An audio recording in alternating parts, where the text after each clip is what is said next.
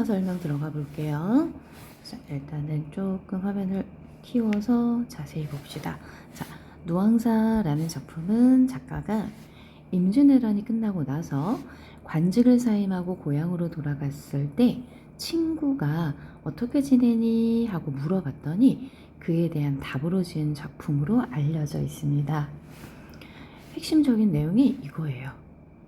사대부로서의 지위도 보장되어 있지 않고 농민으로 살아갈 여건도 갖추지 못해서 양쪽에서 소외된 괴로움을 드러내고 있다. 이게 주제입니다.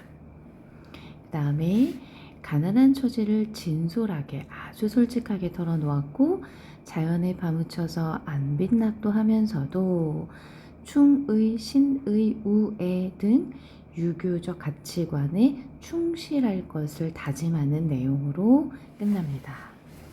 자, 일단은 제목에서 누항이라는 요 글자가 누추한 곳이라는 뜻으로 화자의 처지를 잘 알려주고 있는 단어예요. 본문으로 한번 자세히 들어가 볼게요. 어리고, 자, 어리석다는 뜻이죠. 어리석고 세상 물정 모르기로는 나보다 더한 사람이 없구나. 그래서 자신의 삶을 압축적으로 어리석고 우월하다라고 표현했습니다. 기륭화복을 하늘에 붙여두고 하늘에다가 모든 운명을 맡겼다. 운명론적 세계관이라고 얘기할 수 있습니다. 누항, 깊은 곳에 초막을 지어두고 풍조우석에 썩은 짚이 땔감이 되어서 처혹밥 다독축에 아주 궁핍한 생활, 연기가 많기도 많아라. 이렇게 됩니다. 자, 여기서 연기가 많기도 많다라고 하는 건 화자의 탄식을 의미합니다. 그래서 영탄법이라고 얘기해요. 설대인 숭늉으로 빈 배를 속일 뿐이로다. 아주 궁핍한 삶을 드러내고 있습니다. 삶이 이러하다고 이상, 즉 장보의 뜻을 옮기겠는가? 설의적 표현으로 내가 비록 가난하지만 장부로서의 이상을 저버릴 순 없다라는 의미예요. 안빈일념을 적을망정 품고 있어서 빈곤하지만 그래도 편안한 마음으로 지내겠다라는 마음을 품고 옳은 일을 조차 살려 하니 날이 갈수록 어긋나는구나. 자, 노왕에서 기륭화복을 하늘에 맡겨두고 안빈 일념으로 살려 했으나 현실이 너무 어렵구나라는 얘기예요. 여기서 말하는 안빈 일념은 가난하지만 괴로워하거나 원망하지 않고 살아가는 마음이라고 생각하시면 됩니다. 가을이 부족하니 봄이라고 여유가 있으며, 자, 문장에 생긴 구조는 대꾸네요. 주머니가 비었는데 술병이라고 담겨 있겠는가? 설의적 표현이고 문장의 구조가 또 대꾸네요. 빈곤한 인생이 천시간의 나쁜 이로구나. 기한이 절신하다 일단심을 잊을 것이냐. 자, 일편단심, 나라를 위하는 마음을 잊을 수 있겠는가. 분의 망신하야. 이런 뜻풀이들은 충분히 시험 문제에 나올 수 있습니다. 죽어야 말겠다라고 여기며 우탁과 우랑에, 이거는 군인의 행장이죠. 줌줌이 모아넣고 병과 오제의 죽음을 각오하는 마음을 갖고 이시서별하여 몇백전을 지냈는가. 임진왜란에 참전해서 죽을 고비를 넘겼던 일들을 회상하고 현재 가난한 처지에서도 일단심을 잊을 수 없다. 일편단심을 잊을 리 없다라는 유교적인 충의 사상이 드러나는 부분입니다. 일신, 내 한 몸이 여유가 있어서 집안을 돌보겠는가. 문장의 의미가 내 한 몸도 돌볼 여유가 없는데 집안을 돌보았겠느냐 하는 서류적 표현입니다. 일로장수는 종과 주인 간의 분수를 잊었거든. 고여 춘급을 어느 사이 생각하리. 봄이 왔다고 나에게 말해줄 것을 기대할 수 있겠느냐? 기대할 수 없어요. 경당문노인들 누구에게 물을 것이냐? 군경가색이 내 분인 줄 알겠노라. 내가 몸소 농사를 짓는 것이 나의 처지에 맞다는 것을 알겠구나. 신야경수와 농산경홍을 천하다고 할 사람이 없을 텐데, 즉 사대부의 몸으로 직접 농사를 짓는 일입니다. 아무리 갈고자 한들 어느 소로 갈겠는가. 고사를 인용해서 사대부의 몸으로 몸소 농사를 짓는 일을 뜻한다. 전란 후에 몸소 농사를 지으려고 했지만 소가 없어서 걱정입니다. 한끼태심, 가뭄이 아주 심해서 때가 다 늦었는데 서쪽 언덕의 높은 논에 잠깐 지나가는 비에 도상 길 위에 흐르는 근본 없는 물에, 근본 없는 물은 얕은 물이라고 생각하시면 돼요. 반 정도 되어두고 소 한번 주마 하고 엉성히 하는 말씀을 친절하다 여긴 집에 달없는 황혼에 허우적 달려가서는 굳게 닫힌 문 밖에 어둑히 서서 큰 기침과 아함이를 영구토록 한 후에, 야, 이거 좀 민망해서 현실과 이상 사이의 상반, 우리가 상반된 모습이라고 해도 되고요. 괴리라고 해도 됩니다. 어와, 그 누구십니까? 소 주인이 물어요. 염치 없는 저옵니다. 화자가 대답합니다. 가뭄으로 농사를 지을 시기가 늦었지만 마침 비가 오자 농사를 지으려고 소를 빌리러 갔습니다. 초병도 거의 다 지났는데 그 어찌 와 계십니까? 소 주인이 물어봐요. 해마다 이러하기 구차한 줄 알지만 소를 한두 번 빌린 게 아닌가 봐. 소 없는 가난한 집에 걱정이 많아 왔습니다 하고 화자가 얘기했더니 주인이 아이고 공짜로든 값을 치든 빌려줄만 한데, 즉 나는 빌려줄 마음은 있는데 어젯밤에 건너집에 저 사람이 목이 붉은 꿩고기를 기름지게 구워서 갓 익은 삼해주를 취하도록 권하기에 술을, 이러한 은혜를 어찌하니 갚겠습니까? 내일로 주마 하고 큰 약속을 했길래 약속 어기는 게 편하지 않으니 빌려주겠다고 말하기가 좀 곤란하네요 라고 얘기합니다. 즉 거절했어요. 사실이 그러하면 설마 어찌하겠습니까? 헌 머덕을 숙여 쓰고 축 없는 집신에 설피 물러오니, 맥없이 물러오니. 자, 음성상징어 썼어요. 풍채 적은 모습에 개가 짖을 뿐이로구나. 아니 가뜩이나 소도 못 빌리고 와서 힘도 없는데 개가 나를 보고 짖으니 더 참담하고 서글퍼질 수밖에 없다.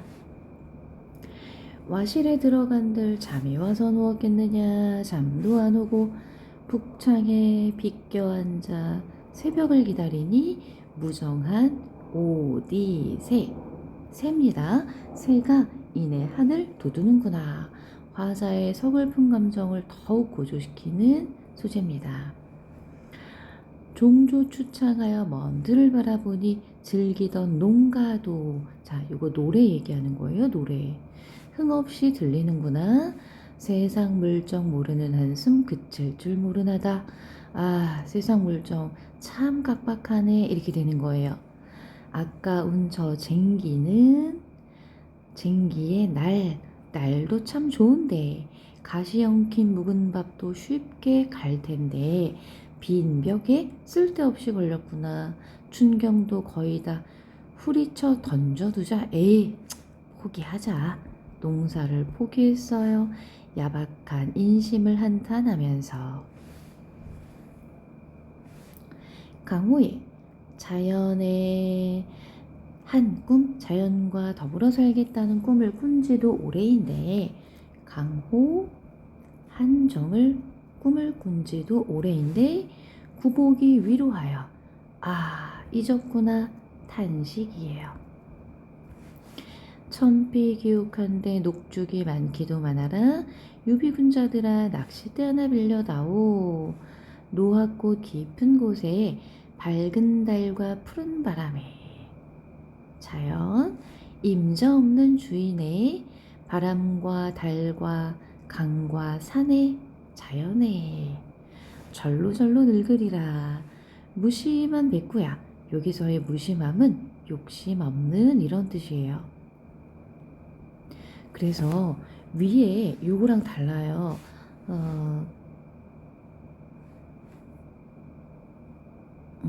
여기 위에 인심이 각박하다라는 의미로 우리가 무정하다, 무심하다라는 단어와 자연물 앞에 쓰이는 의미는 다릅니다.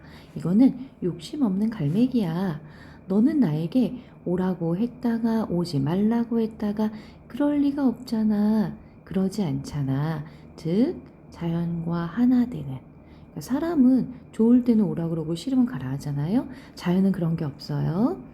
다툴 리가 없는 것은 다만 이인가 여기노라 자연뿐인가 여기노라. 유유자적한 삶을 살고 싶어 합니다. 무상한 이 몸에 보잘것없는 겸손하게 하는 표현이에요. 무슨 뜻과 취향이 있겠냐마는 두세 일엉 밭과 노를 다 묵혀 던져두고 있으면 죽이요 없으면 굶을 망정. 남의 집 남의 것은 부러워하지 말려노라. 내 가난이 싫다 여겨서 손을 내젓는다고 물러가며 남의 부귀를 부러워 여긴다고 손을 친다 나 오겠느냐.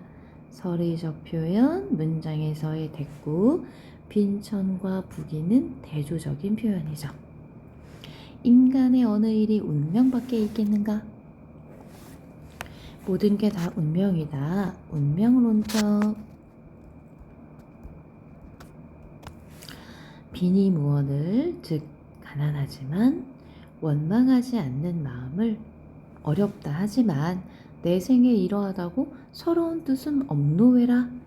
단사표음 즉 소박한 생활을 이도 좋게 여기노라. 나는 그래 이 생활에 그냥 만족해. 평생에 따뜻하게 입고 배불리 먹는 것은 마음에 두지 않는다. 하늘 아래 충효로 일을 삼아 화형제 신붕우를 나쁘다고 할 사람 누가 있겠느냐. 그 밖에 다른 일은 생긴 대로 살겠노라 하고 유교적 가치관을 가지고 살아가겠다 하고 다짐을 합니다. 내용을 정리로 한번 가볼게요. 자, 일단 임진왜란을 겪고 곤궁한 생활을 하고 있어요. 하지만 중효 화영제 신붕우를 다짐합니다. 대화를 쓰고 있는 게 정말 큰 특징이고요. 전체적으로 한자어가 많기는 해도 일상생활에서 사용하는 언어로 현실감, 현장감, 생동감이 아주 크게 느껴집니다. 사음부를 그대로 유지하지 않고 중간중간 조금 길어지는 부분이 있어요. 대칭구조와 서리법을 아주 많이 썼고요. 사대부 의식을 지향할 때는 어려운 한자어를 쓰지만 농민에게 끼이지 못하면서도 농사를 지을 수밖에 없는 현실을 드러낼 때는 순 우리말을 사용합니다.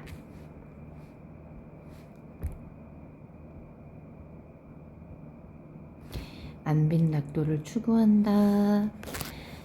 사대부들의 일반적인 강호시가의 형태와는 조금 다르게 실생활의 어려움을 아주 구체적이고 사실적으로 묘사하는 것이 이 작품의 정말 큰 특징입니다. 사실적 묘사, 자연의 풍류, 유교적 충의 사상이 모두 담겨 있어요. 자, 현대어풀이가 나와 있는 페이지고요. 여기 지나서 현대어풀이 다 읽고 나면 요 문제가 있어. 포인트 퀴즈가 있어요. 네, 잠깐 화면을 멈추고 요 포인트 퀴즈 한번 풀어보세요. 네, 답을 한번 맞춰볼까요? 자, 비니무원 가난하지만 원망하지 않는다. 소를 처음 빌린다? 아니다. 해마다 이러하기 구차한 줄 알지만 사대부로서의 지위는 보장되어 있지 않고 농민으로서도 어렵다. 오케이. 대화의 형식 오케이. 소를 빌리러 갔는데 목이 붉은 수기치를 들고 온 건 화자가 아니라 이웃 사람이었죠. 개가 짖을 뿐이네. 그렇죠. 참담하고 서글픔을 강조합니다. 그리고 객관식 문항이 세 문제가 있어요. 이것도 잠깐 멈추고 한번 풀어보세요.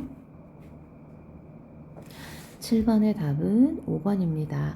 가작품을 모른다고 해도 풀 수 있는데요. 나에서 우리가 서류적 표현 굉장히 많이 나왔죠. 바꾸겠는가, 잊을 수 있겠는가, 담겼겠는가, 다 서류적 표현입니다. 자, 8번은요. 손수 농사짓기가 내 분수인 줄 알겠노라. 그래, 할 수 없어. 이제 내가 스스로 농사를 지어야지.